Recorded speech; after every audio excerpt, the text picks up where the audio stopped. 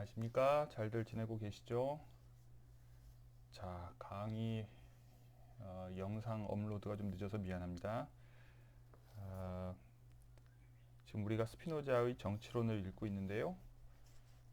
오늘은 7장을 함께 읽어보겠습니다. 지금까지 우리가 6장까지 내용을 읽었습니다. 지난 6장의 내용은 6장부터는 구체적인 헌법 초안을 이제 제시하는 것인데,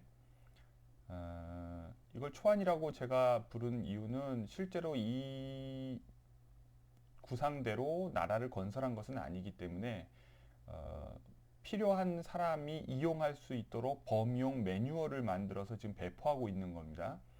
그런데 그것이 그냥 단순한 근거 없는 공상에 불과하다면, 예를 들면 우리가 이제 개헌 운동을 하자고 얘기하면서 실제로 그렇게 개헌 운동하는 사람들이 있는데요. 국민들의 관심과 참여를 불러일으키자는 차원에서 자, 우리가 바라는 헌법을 한번 구상해 보아요 하고 마음 놓고 이런저런 각자의 취향대로 원하는 거를 다 짜깁기 하듯이 모아 놓으면 그게 좋은 헌법이 되는 게 아니죠. 스피노자는 그렇기 때문에 6장에서는 군주 국가의 최선의 형태를 제시한 후에 이제 7장에서 그것이 왜 최선인지를 논증하려고 합니다. 기본적으로 이것이 인간들이 모여서 공동 생활을 하는 데에 필요한 최상위의 규정이라면 그것이 인간의 본성에 부합해야 되겠죠. 그렇기 때문에 그것을 지금 이제 하나하나 꼼꼼하게 논증하려고 합니다. 그래서 이미 6장을 우리가 함께 읽는 과정에서 제가 미리 언급한 내용들도 있을 텐데요. 어쨌든 순서대로 한번 살펴봅시다. 자, 7장 1절에서는요. 이게 이제 명색이 군주국가인데 우리가 이제 군주국가 하면 떠올리는 이미지가 왕이 자기가 하고 싶은 대로 멋대로 하는 거죠. 그래서 뭐 누구를 죽여라 마라 이런 것도 그냥 자기 마음대로 명령할 수 있다고 생각한다거나, 그러나 그것은 군주국가가 아니라 사실은 폭정이죠. 또는 전제정이죠. 그러니까 전제적 지배를 곧 왕정으로 우리가 잘못 이해하는 경우가 많아요. 그러다 보니까 이제 그 반대로 선정을 베푸는 경우에도 그 선정 자체가 왕의 개인 캐릭터에서 나오는 것으로 이해하는 경우가 많죠. 그러면 이제 결국 우리가 어떤 국가를 바라볼 때 대통령제도 마찬가지인데요. 어떤 사람이 대통령이 되느냐에 온 관심이 집중돼요. 사실 이제 역사는 이렇게 두드러져 보이는 사람들을 중심으로 이렇게 뭐랄까 드라마도 만들고 영화도 만들고 소설도 쓰고 이러다 보니까 악랄한 폭군이거나 아니면 매우 훌륭한 성군이거나 뭐 이런 사람들만 두드러지죠. 그렇게 대비를 하다 보면 마치 왕정 자체가 그런 어떤 인물이 왕이 되느냐에 따라 운명이 좌우되는 것처럼 인식돼요. 근데 스피노자는 그것 자체가 굉장히 군주국가의 불안정성을 보여주는 증거라고 생각하는 거예요. 그래서 오히려 그런 개인의 캐릭터 여부와 상관없이 안정적인 국가를 만들어야 백성이 자유롭고 평화로울 수 있다고 보는 거죠. 자, 그러려면 어떻게 해야 되느냐? 되게 훌륭한 군주 국가라면 다 그랬어야 마땅한 거고, 그리고 현재 입헌 군주정과 사실상 다를 바가 없는 그런 구상을 내놓고 있어요. 그래서 혹시 여러분들 중에 이제 기말 에세이를 쓰는 주제도 이제 서서히 고민을 해봐야 될 텐데요. 스피노자의 입헌 군주론 구상이라는 주제로 한번 글을 써보는 것도 괜찮을 것 같아요. 왜냐하면 현대의 입헌 군주정이 언제부터 시작됐고 어떤 원칙에 근거해 있고 어떻게 작동하고 있는지, 그리고 스피노자가 여기서 그리고 있는 6장에서 그리고 있는 군주 국가가 그 입헌 군주정과 얼마나 유사하고 다른지 뭐 이런 걸 한번 살펴보는 것도 의미 있을 텐데요. 그 핵심적인 포인트가 뭐냐면 왕조차 법 위에 군림하지 않는다는 거예요. 앞부분에서 이런 얘기를 한 적이 있어요. 스피노자가 아마 3장쯤이었을 텐데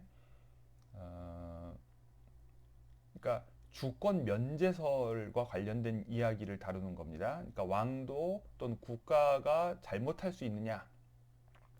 그러니까 국가가 뭐랄까요? 그 피치자들을 통제할 수 있으려면, 즉 최고 권력이 되려면 그 위에 더 이상 어떤 상위의 심급, 판단 심급이 있어서는 안 된다고 하는 생각이에요. 이게 이제 주권을 최고의 지위로 보는 시각인데, 그 위에 더 뭔가 또 다른 심급이 있다면 주권자도 최고가 아닌 게 되는 거죠. 그렇다면 결국은 법은 그 주권자의 밑에 있냐, 위에 있느냐, 이런 질문이에요. 그런데 이제 스피노자가 앞에서도 얘기했지만, 국가가 어떤 자연의 법칙을 거스르는 경우에, 즉 자기 보존의 법칙을 거스르는 경우에 그건 국가도 잘못하는 거다, 이런 말을 쓴 적이 있죠.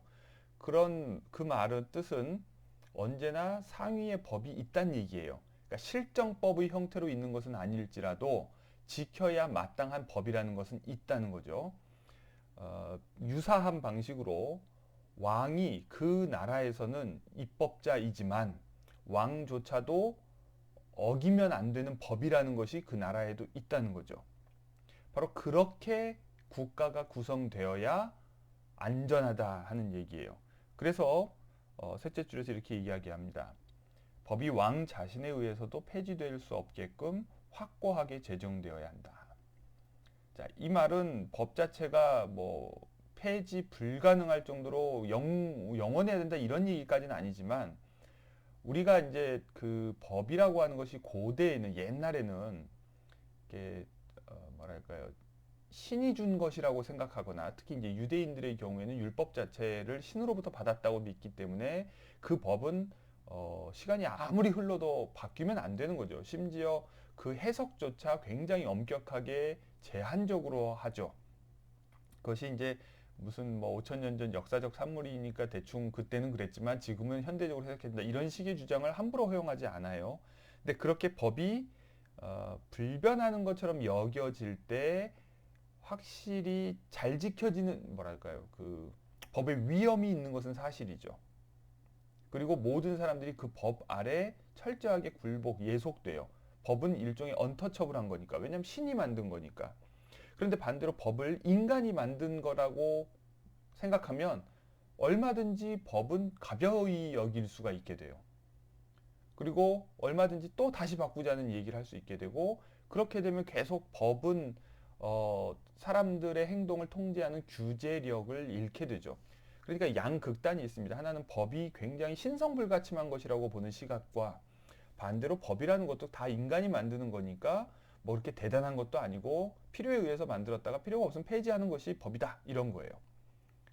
자, 장단점이 있죠.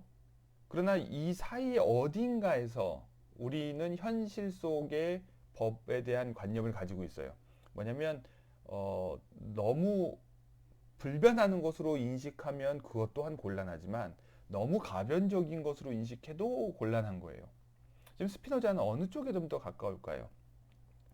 어떻게 보면 훨씬 더 그러니까 상위법과, 우리가 이제 법에서도 상위법일수록 바꾸기 힘들게 되어 있고요, 하위법일수록 바뀌기 쉽게 되어 있어요. 그러니까 지금 이야기하는 것은 가장 높은 상위법, 왕조차도 훼손해서는 안 되는 그런 법에 관한 얘기를 하는 거죠. 그것은 그렇게 확고하게, 즉 특히 이 스피노자의 목적은 정부 형태가 군주국가건 귀족국가건 민주국가건 그 정부 형태가 바뀌지 않고 오래 지속될수록 안전하다고 보는 것이기 때문에, 그런 국가 구조와 관련해서는 말하자면 헌법 개정 자체를 굉장히 어렵게 그렇게 지금 만들어 놓고 있는 거죠. 그래야 한다는 거예요. 자, 그래서 그러나 이제 그런 상위, 뭐 왕조차도 지켜야 하는 그 상위의 법, 최고의 법, 그것에 신하들도 복종을 해야지 왕 개인에게 복종하는 것 자체가 중요한 것은 아니다 하는 거예요. 그러니까 이게 이제 굉장히 근대적인 아이디어인데요. 우리가 이제 공무원이든 군인이든, 자, 군인이 어, 상관이 있고 부하가 있죠. 그럼 부하는 상관의 명령에 절대적으로 복종해야 된다. 보통 이제 이렇게들 이야기하죠. 그러면 상관이 예를 들어 쿠데타를 일으키자고 제안을 하면, 제안이 아니라 명령을 해야겠죠. 명령을 하면 그때에도 상관의 명령이니까 절대적으로 복종해야 될까요? 또는 5.18과 같은 사태에서 일반 민간인을 향해서 발포를 하라거나 또는 쫓아가서 뭐 때리라거나 뭐 이런 명령을 했다고 해봅시다. 참 이런 명령을 거부하기는 굉장히 어려운 일이기는 해요. 그렇지만 어쨌든 그런 명령을 내렸는데 이렇게 상관의 명령이니까 절대적으로 복종해야 된다라고 행동하는 것이 과연 옳으냐 하는 거예요. 이런 식으로 불의한 일에 협력한 것에 대해서 책임지지 않고 면피하려는 시도들이 역사적으로 굉장히 많았죠. 나치 시대 때도 있었고 일제 시대 때도 있었고 우리나라 독재 시대에도 있었어요.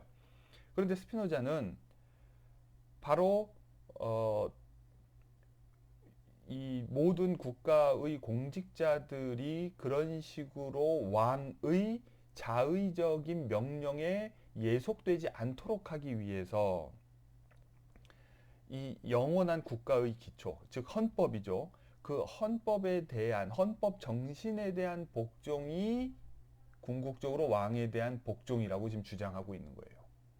그러니까 우리가 바로 이런 식으로 생각하면 왕국에서도 충신이라면 왕에게 전하 그러시면 아니 되옵니다라고 말할 수 있는 거죠. 왜? 그 나라의 근본이 되는 헌법, 이 토대가 되는 그 법 정신에 비추었을 때 왕의 명령이 부당하다고 판단한다면 그걸 간언할 수 있어야 된다. 이런 얘기예요. 그래서 예를 들죠. 오디세우스 신화 얘기를 하면서 뭐 세이렌, 여러분들 뭐 사이렌이라고 하는 영어식 발음으로 알려져 있죠. 세이렌이 노래를 불러가지고 뭔가 이렇게 현혹할 수 있는데 그것을 방지하기 위해서 내가 행여 뭐 이렇게 해, 나를 풀어달라고 협박하더라도 나를 풀어주지 말아라. 뭐 이제 이렇게 얘기를 했을 때 그 말을 따른다는 거예요. 그러니까 이런 식의 비유들이 사실 정치 사상사에서 자주 간헐적으로 나타나요. 예를 들면 우리가 이제 목돈이 생겨서 저축을 하기 위해서 그 돈을 누군가에게 엄마에게 아버지에게 또는 친구에게 맡겼어요. 그런데 갑자기 내가 이렇게 도박 중독에 빠져가지고 당장 그 돈 좀 돌려줘 돌려줘 이렇게 얘기할 때 그것이 도박에 쓰일 것을 알면서도 돌려주는 것이 올바른 행동이냐 아니면 애초에 맡겼을 때의 취지에 맞게 그 돈은 이제 저축 또는 어떤 보관을 목적으로 한 거니까 돌려주면 안 되는 거냐 뭐 이런 거죠. 그러니까 온전한 정신의 명령에 복종해야 되느냐 아니면 뭔가 온전하지 못한 정신 상태에서 나오는 명령 요구에 부응해야 할 것이냐 하는 얘기예요. 그렇다면 마찬가지로 왕의 정신도 왕의 정신이라고 하는 것은 또는 사람의 정신이라고 하는 것은 우리가 우리 자신을 지켜봐도 알지만 우리가 굉장히 명료하고 이성적이고 합리적으로 판단할 때가 있지만 동시에 또 많은 경우에는 흐리게 판단하고 또 굉장히 연약하고 또 감정에 흔들리기도 하고 심지어 잠도 들고 뭐 이렇게 불안정하죠. 그렇다면 우리가 늘 합리적이라고 얘기할 수도 없고 늘 비합리적이라고도 얘기할 수 없지만 이것을 두 가지 모드로 나누었을 때 합리적인 모드의 내 정신에 복종을 해야 하는 것이지 나의 비합리적 모드의 정신에 복종해야 하는 것은 아니라는 거예요. 그러니까 우리가 이제 친구들하고 뭐 이렇게 할 때도 술에 취해가지고 누군가가 막 뭔 얘기를 자꾸 해요. 그럼 거기에 귀 기울이나요? 나중에 술 깨고 다시 얘기하자 이렇게 얘기하죠. 왜냐하면 술 취해서 하는 이야기에 진지하게 우리가 반응하고 그 요구를 들어줘야 한다고 우리는 생각하지 않죠. 그것이 그의 본심일 거라고 생각하지도 않아요. 마찬가지로 왕의 본심은 곧 그 왕조차도 복종해야 하는 근본적인 법, 그것이라고 지금 스피노자는 이야기하는 거예요. 바로 거기에 왕조차도 복종해야 된다. 그래야 국가가 안정적이고 그래야 동시에 그런 국가 안에서 신민이 평화롭고 자유롭고 안전하기 때문에 군주에 대해서 어떤 음모를 꾸미거나 그럴 이유도 없어지는 거죠. 자, 그래서 1절의 맨 마지막 문장을 보면 이렇습니다. 모든 법이 왕이 표명한 의지가 되도록 해야 한다. 그러나 왕의 모든 의지가 법이 되어서는 안 된다. 재밌죠? 왕의 의지는 변덕스러울 수 있단 말이에요. 임의적일 수 있단 말이에요.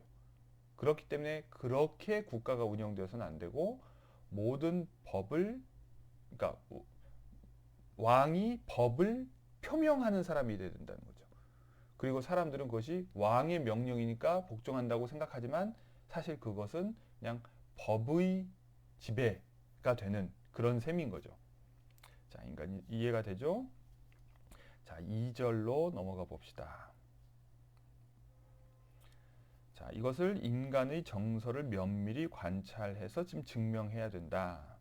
왜냐하면 인간의 정서 메커니즘에 부합해서 이것이 작동할 수 없다면 그 법 자체가 아무리 헌법이라고 우리가 정해 놓았다고 하더라도 그것이 유효하게 작동하지 않기 때문인 거죠. 자, 그렇게 법이 제대로 만들어져 있지 않으면 국가 공동체가 안전하지 않죠. 그러면 사람들은 뭐랄까요? 오히려 최악을 예방하기 위해서, 그러니까 법이 허술하게 만들어져 있으면 무정부 상태에 빠질 수가 있어요. 그러면 무정부 상태가 얼핏 보면 자유로운 상태지만 그것은 매우 불확실한 자유 상태고 불안전한 자유 상태죠. 그리고 그 상태를 벗어나기 위해서 자칫 차악을 선택할 수가 있게 된다는 거죠. 지금 최악이 무정부 상태라면 차악은 뭐냐면 한 사람의 1인 지배자에게 자신들의 권리를 전적으로 양도하는 거예요. 사실 이런 현상은 인류 역사에서 계속해서 반복적으로 나타나고 있어요. 오늘날 지금 21세기 초반에 벌써 20년이 지났는데요. 전 세계적으로 권위주의 국가들이 다시 살아나고 있습니다. 그래서 정치학자들 사이에서는 이 주제가 굉장히 중요한 관심사예요. 그러니까 퍼퓰리즘과 권위주의 국가 이것이 매우 뚜렷하게 증가하는 현상이 나타나고 있어요. 그러니까 20세기 후반부에는 오히려 정치학자들의 관심이 뭐였냐면 민주화였어요. 그러니까 대한민국의 경우도 그렇지만 87년 6월 항쟁 이후에 민주화가 진행되죠. 그래서 동아시아의 많은 나라들에서 민주화의 물결이 일었어요. 그리고 또 민주주의를 요구하는 시민들의 투쟁이 있었고요. 그래서 서구 학자들이 볼 때에는 영국을 비롯한 어떤 선진국들 사이에서 먼저 민주화가 이루어지죠. 그래서 첫 번째 웨이브, 퍼스트 웨이브라고 얘기하고 그 다음에 2차 세계대전 후에 동유럽 국가들이라든 아니야 이제 나치즘이나 파시즘 속에 있었던 이제 서유럽 국가들 이 나라들이 이제 또 민주화가 되죠. 세컨 웨이브예요. 그리고 89년에 동유럽 사회주의 국가들이 무너지고 나서 그리고 아시아에서도 또 민주화가 이루어져요. 그래서 서드 웨이브 이렇게 첫 번째 물결, 두 번째 물결, 세 번째 물결. 그래서 점점점 전 세계의 더 많은 나라들이 민주주의 국가가 되는 것에 관심을 가졌어요. 그런데 21세기 초반에 와서는 민주화가 진행됐던 많은 나라들이 다시 권위주의적인 국가로 되돌아가는 경향들을 보여요. 뭐 러시아도 그렇고요, 지금 헝가리도 그렇고요. 그 다음에 또 뭐랄까 유럽에서도 일부 남유럽 국가들이 그렇고요. 많은 나라들에서 그런 식의 권위주의 정부들이 많이 등장하기 시작하는 거예요. 동남아시아에서도 과거에 민주화 운동이 활발하게 일어나던 곳에서도 다시 권위주의 정부들이 들어서는 그런 일들이 벌어지거든요. 그러니까 왜 이런 일들이 벌어질까? 뭐냐면 어떤 그 정부가 계속해서 안정적으로 유지되면 좋은데 정부가 안정적으로 유지되지 않고 불안 요소가 가중됐을 때 사람들은 이것이 무너져서 무정부 상태로 가서 더 최악의 상황을 맞기 전에 자신들의 자유를 포기하고 한 사람의 지배자에게 맡김으로써 문제를 해결하려는 그런 성향을 보인다는 거죠.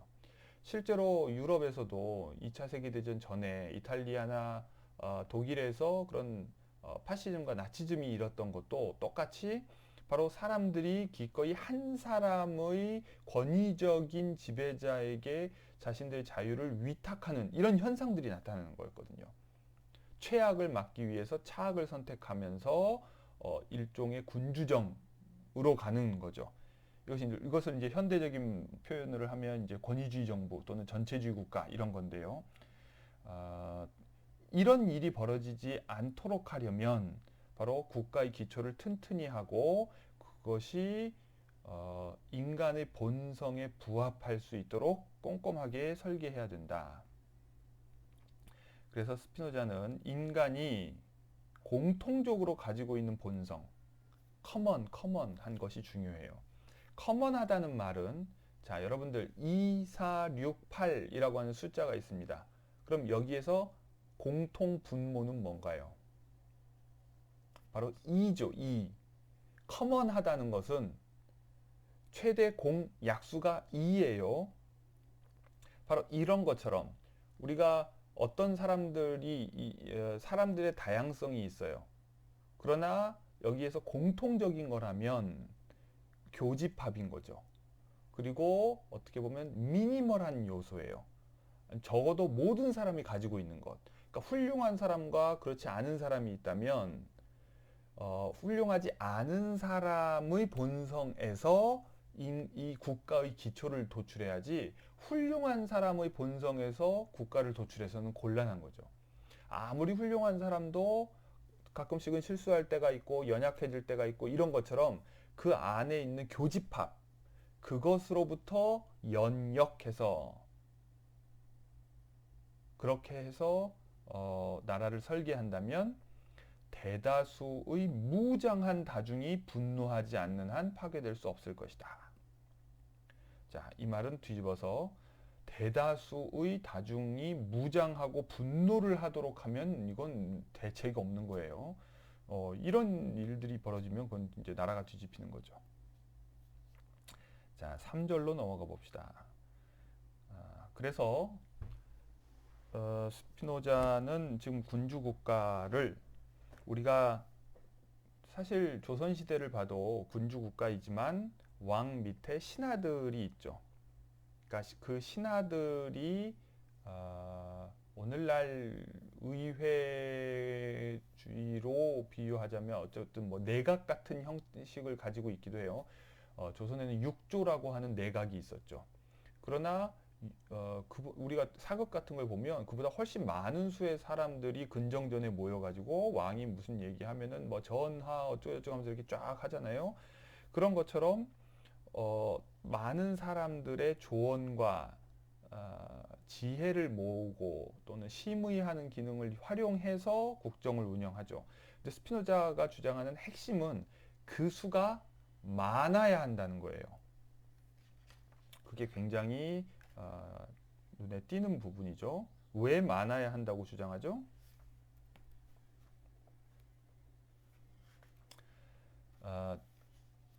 이 수가 적으면 수가 적으면 적을수록 이들 중에 일부 또는 다수가 의견을 모아서 왕을 상대로 반란을 일으킬 수도 있고 그렇게 해서 국가 권력을 찬탈할 수가 있다는 거예요. 또 부패할 가능성도 있고. 그런데 자문관 수가 많으면 이들의 다수를 누가 뭔가를 하기는 쉽지 않겠죠. 또는 소수가 그런 음모를 꾸미더라도 나머지 사람들을 제압할 수 없을 거예요. 그러니까 이 규모가 크면 클수록 훨씬 더 왕의 권력이 안정적이라고 하는 거예요. 바로 이런 자문관 또는 어떤 회의체는 개인에 비해서 어떤 장점을 가지고 있는데요. 그 장점이라는 건 뭐냐면 우리가 사실 그렇기 때문에 어떤 일을 할 때도 2교대, 3교대, 4교대. 예를 들어 늘 깨어 있어야 하는 일이라는 게 뭐가 있을까요? 감시하는 일들이죠. 예를 들어 군대에서 초소를 지킨다고 해봅시다. 또는 어떤 기업체나 이런 데에서 뭔가 지키는 일을 한다고 해봅시다. 그러면 그 사람들이 하루 종일 24시간 눈을 뜨고 있을 수는 없기 때문에 우리가 카메라의 도움도 받고 뭐 또 하겠지만 사람을 이렇게 몇 교대로 해서 심야에도 잠을 자지 않고 지킬 수 있도록 하죠. 자, 그렇게 24시간 돌아가야 하는 영역들이 있어요. 그러나 왕이 스스로 24시간 365일 그렇게 할 수는 없단 말이에요. 그러니까 집단은 언제나 1개인보다 그 점에서 강하죠. 그리고 그 구성원들이 일부가 죽고 일부가 새로 들어오는 온다는 측면에서 어쨌든 리프레시라고 하는 현상은 있지만 완전히 싹 사라지고 새로 들어오지는 않아요. 그런 의미에서 자문관은 일정한 변화의 속도를 유지한 채로 동일성을 유지한다고 볼 수 있죠. 사실 동일성이라는 말, 내가 나라는 말, 아이덴티티, 그러니까 내가 나라는 것 또한 사실 변화가 없다는 뜻은 아니에요. 즉 어제의 나와 오늘의 나는 분명히 24시간만큼 늙었죠. 그만큼 우리의 피부에 있는 세포 조직들도 죽어서 떨어져 나갔을 거고 또 머리도 한두 가닥 더 빠졌을 거고 또 여러모로 나 자체에도 변화가 있어요. 그러나 내가 어제의 나와 오늘의 나가 동일 인물이라고 또는 10년 전의 나와 오늘의 나, 100년 아니죠. 20년 전의 나와 지금의 내가 동일 인물이라고 말할 수 있는 근거는 뭘까요? 변화가 없다는 것이 아니라 변화의 속도가 느린 거죠. 이해되죠? 그런 의미에서 이 세상에 있는 모든 것은 변화가 없이 동일한 것은 없어요. 고체일지라도. 생명체가 아닐지라도 다 마찬가지예요. 마모라는 게 있어요. 그런 의미에서 이 회의체, 자문관 회의라고 하는 것도 변화가 없다는 뜻은 아니에요.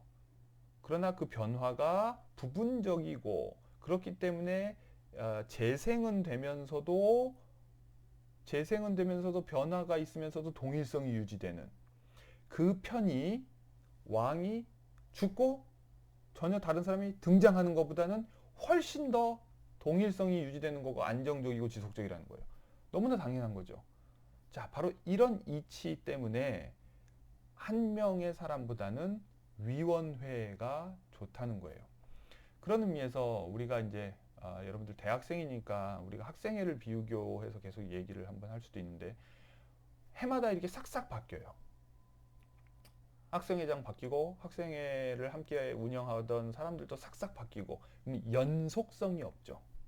그러니까 이런 연속성을 보장하기 위한 장치들을 국가를 비롯한 모든 곳에서는 마련해 두고 있는데 그런 면에서 우리나라에서 지금 국회의원 300명이 이제 이번 달 말에 새로 21대 국회가 시작이 되는데요. 300명 중에 151명이 초선 의원이라고 그래요. 굉장히 급격한 변화죠. 절반이 새로 바뀐 거예요. 나머지 절반 149명, 과반이 안 되는 그 수는 전부터 하던 사람이긴 하지만 그러니까 이런 식의 변화가 바람직한지 또는 바람직하지 않은지 이것에 관해서 우리가 스스로 고민해 볼 필요는 있죠. 그렇기 때문에 앞에서도 얘기했지만 미국 상원의 경우에는 3분의 1 바꾸고 또 3분의 1 바꾸고 3분의 1 바꾸고 하는 식으로 해서 어느 정도 지속성을 뭐랄까 확보하고 있어요. 그러면 뭐가 논의가 되고 있는지를 최소한 3분의 2는 늘 알고 있는 거죠. 그리고 그걸 모르는 사람은 언제나 3분의 1, 즉 소수에 불과한 거기 때문에 크게 문제가 없죠. 그러니까 이런 제도적 아이디어를 우리가 여러 곳에 필요한 곳에 사용할 필요가 있어요.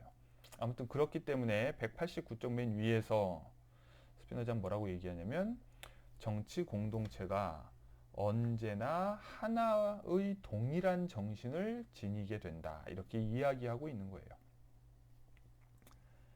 자, 4절로 넘어가 보겠습니다.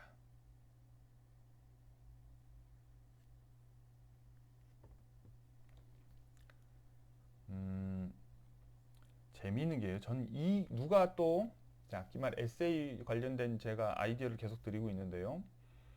어, 스피노자가 17세기 사람입니다. 근데 17세기 시기도 중요하지만 네덜란드 암스테르담에서 상인으로 자랐어요. 아버지가 상인이었고 아버지 밑에서 장사를 돕다가 나중에 아버지가 돌아가시고 나서는 본인이 직접 가장으로서 아버지의 가업을 이어받아서 장사를 해야 했어요. 나중에는 이제 그것도 다 정리하고 이제 공부의 길에 들어섰지만 그래서 상업이라고 하는 것이 무엇인지를 굉장히 잘 알아요.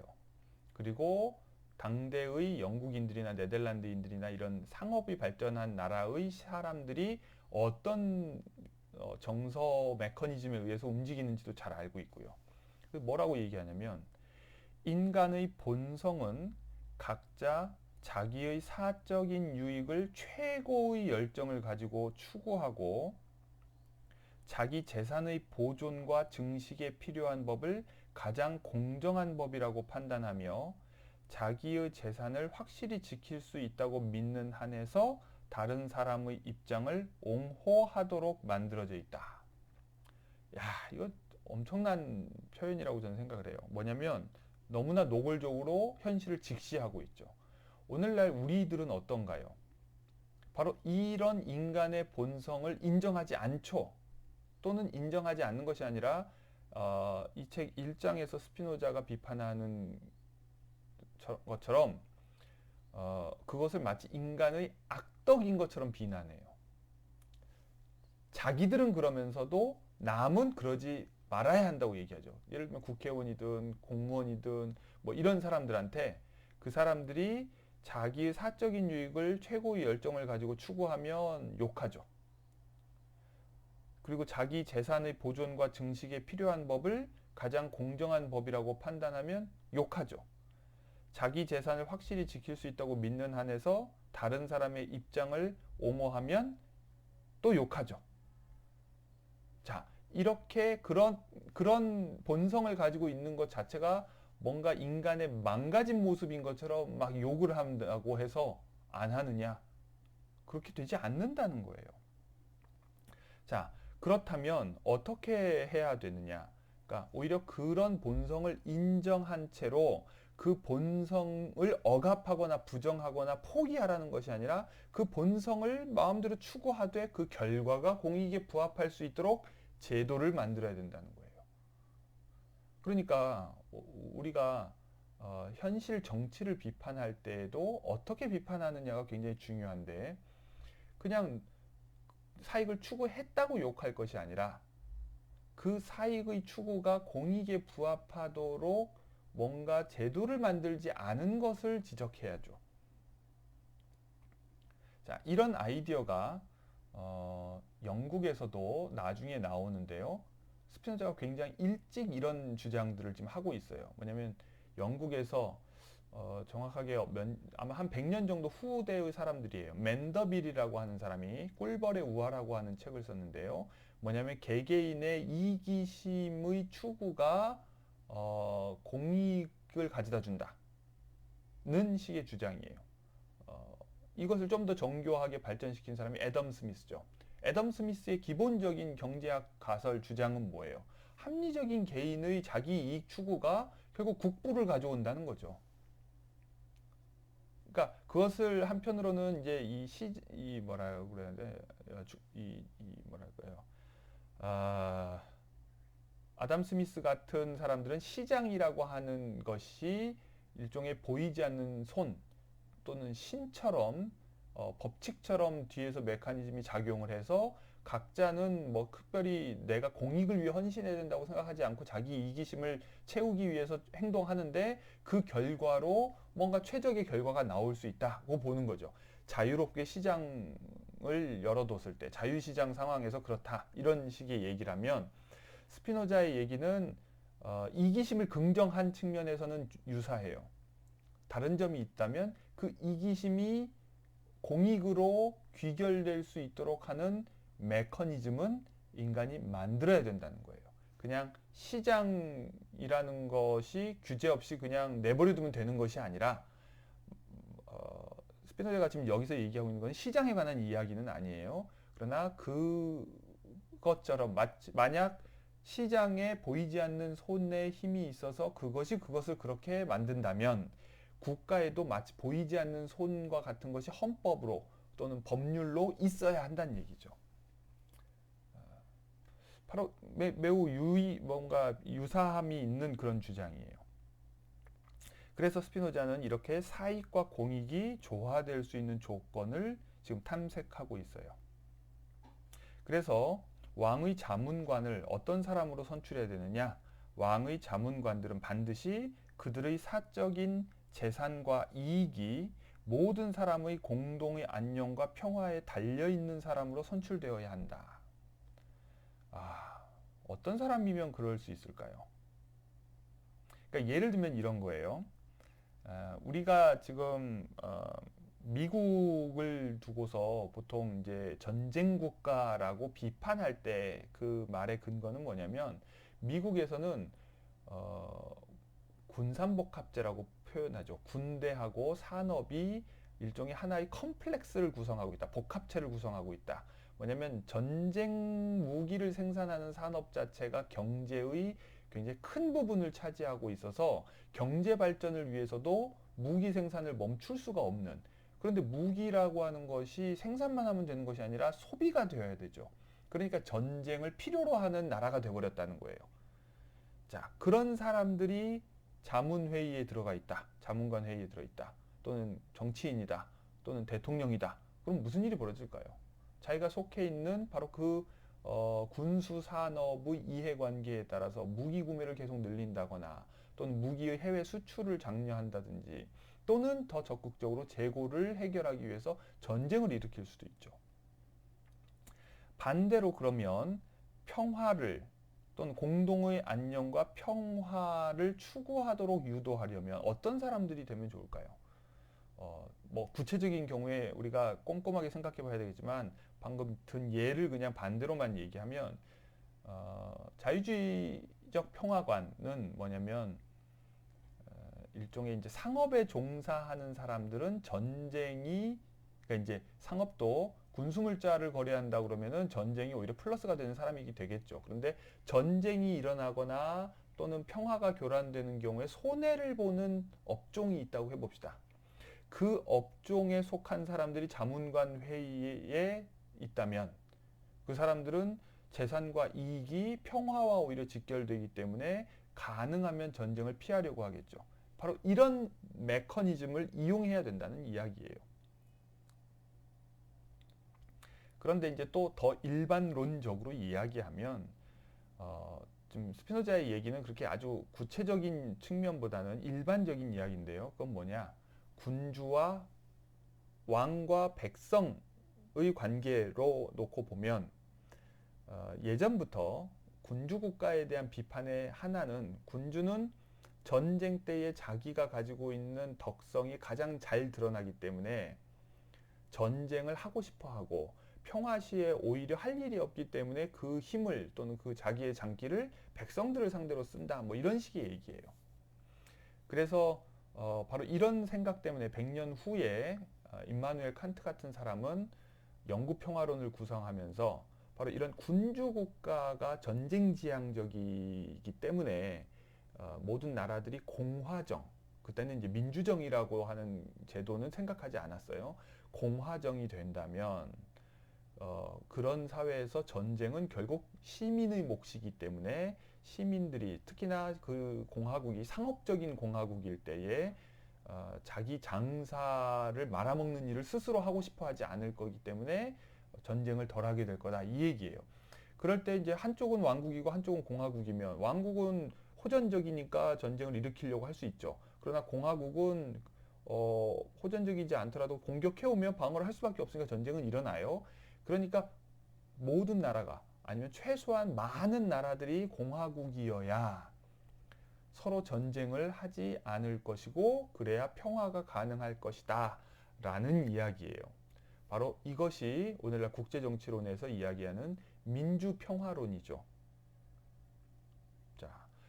비슷하게 지금 스피노자가 이야기하는 것은 그렇기 때문에 일반 국민들은, 일반 백성들은 전쟁이 나면 자기들이 무기를 들고 참전을 해야 되고 자기가 참전해서 결국은 어쨌거나 이기더라도 다칠 위험이 굉장히 많고, 그렇다면 그것이 궁극적으로 자기에게는 생산에 종사할 시간을 빼앗기는 것이기도 하고 신체적인 안전을 위협받는 것이기도 하고 여러모로 손해인데 전쟁을 하고 싶어 하겠느냐 하는 거예요. 그러려면 바로 이 자문관 회의, 왕의 결정에 매우 강력하게 영향을 행사할 수 있는 이 자문관 회의가 철저하게 백성들로 구성되어야 된다는 거예요. 피치자들로 구성되어야 된다는 거예요.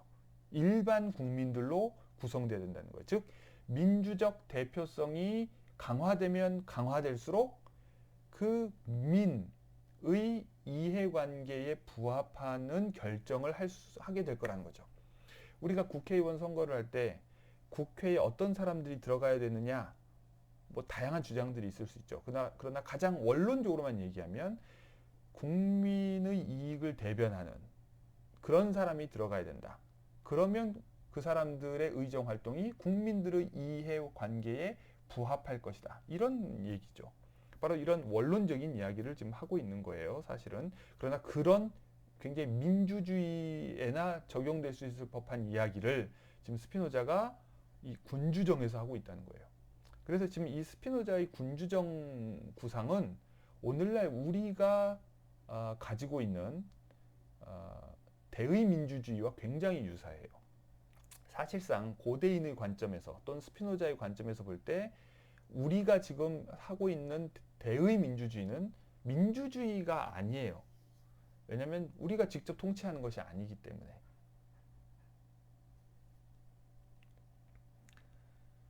자, 여기서 이제 이 자문관 회의를 어떻게 구성하느냐, 재미있는 게요. 사람들이 이렇게 그냥 평범한 백성들이, 평범한 국민들이 자문관 회의에 속해 있을 때 과연 잘할 수 있을까? 이런 의심을 하는 거죠. 예를 들면 우리나라 지방자치단체가 실시되고 나서, 자치제도가 실시되고 나서 여러 자치단체들 중에서 특히 이제 서울시나 뭐 이런 데서 그런 거 굉장히 활발히 하고 있는데, 주민 참여 활동, 뭔가 시민을 참여시켜서 뭔가를 결정하는 그런 것들 많이 하죠. 뭐 전에 문재인 정부 들어서도 그런 식의 국민 참여 수의 제도를 이용해서 뭐 원전 폐기 문제를 논의한다거나 이런 일이 있었어요. 이럴 때 일반 국민들을 참여시킬 때 제일 먼저 제기되는 회의, 의심이 뭐냐? 일반 국민들에게 전문성이 없다. 또는 심의 능력이 없다. 이런 식의 주장들이에요. 사실 뭐 그럼 국회의원들은 얼마나 또 있을까요? 되게 이제 이런 이야기들을 하는 사람들은 그렇게 이야기를 함으로써 자신들이 뭔가 다른 것처럼 착각하는 그런 심리의 표현이죠, 사실은. 참 재미있는 이 현상인데, 인간이 그렇게 그런 심리를 가지고 있어요. 질투하고 교만하고 남을 낮춤으로써 자기를 높이려고 하고 뭐 이런 다 스피노자가 다 파악하고 있는 인간의 정서 상태인데요. 스피노자는 확실한 것은 각 사람이 자신이 오랫동안 큰 열정을 가지고 실행해온 업무에서만큼은 충분히 현명하고 영리하다는 것이다. 그러니까 이른바 숙련이라고 하는 것의 가치를 스피노자는 인정하고 있어요. 그래서 사람이 뭐 50평생 팽팽 놀면 뭐 전혀 자기 개발이 안 됐을 수 있지만, 우리가 무슨 막, 사실 여러분들 이거 굉장히 중요한 문제인데요. 우리 사회가 굉장히 문제가 많은 게 뭐냐면 18살, 19살, 20살도 되기 전에 수학능력 시험 봐가지고 그런 학력고사 점수로 그 사람의 어떤 자기 개발 정도를 다 측정하고 모든 게임을 끝내버리려는 성향이 있어요. 그래서 우리가 사람을 학벌로 판단하죠. 그래서 어느 학교를 나왔느냐. 그 말은 결국은 18살, 19살 때까지 얼마나 열심히 공부를 했느냐와 관련된 문제예요. 그걸로 그 사람들의 어떤 능력치를 이미 판단을 해버리죠. 그리고 나머지 그 이후 시간 동안 어떻게 살아왔고 어떻게 어떤 노력을 해왔는지에 대해서는 전혀 뭐 묻거나 따지거나 관심을 기울이지 않는 경우가 많아요. 또 이렇게 되면 사람들은 18세, 19세 때 이루어지는 그 한 경쟁에서의 결과에 체념하고 그 이상 자기 개발을 하려는 노력을 하지 않게 될 수도 있어요. 이게 굉장히 국가적 차원에서 큰 낭비고 손실이에요. 그런 의미에서 여러분들에게 제가 하고 싶은 말은, 여러분들이 대입을 치르는 과정에서 한 번에 어떤 평가가 이루어졌다고 해서 그것을 숙명으로 받아들이고서 자포자기하거나, 그러니까 나는 열심히 공부 안 할 거야 라든지 해봐야 인정받지 못할 거야, 이렇게 하면 여러분들에게도 손해고 사회 전체를 위해서도 손해라는 거예요. 그런데 실제로 나이 들어서 보면 꾸준히 자기 개발을 해온 사람은 계속해서 발전이 있는 반면에, 끊임없이 공부를 하지 않고 자기 개발을 하지 않으면 제 아무리 젊었을 때 공부를 잘해서 명문대를 나왔다 하더라도 형편없는 사람들이 굉장히 많아요.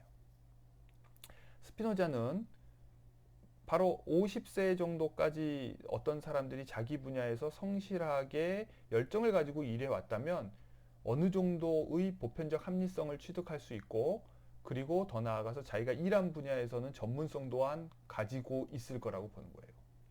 우리가 한 우물을 파다 보면 깊어지는 만큼 동시에 사안을 더 정확하게 이해하는 그런 부분이 있어요. 그러니까 뭐라고 표현을 해야 될까요?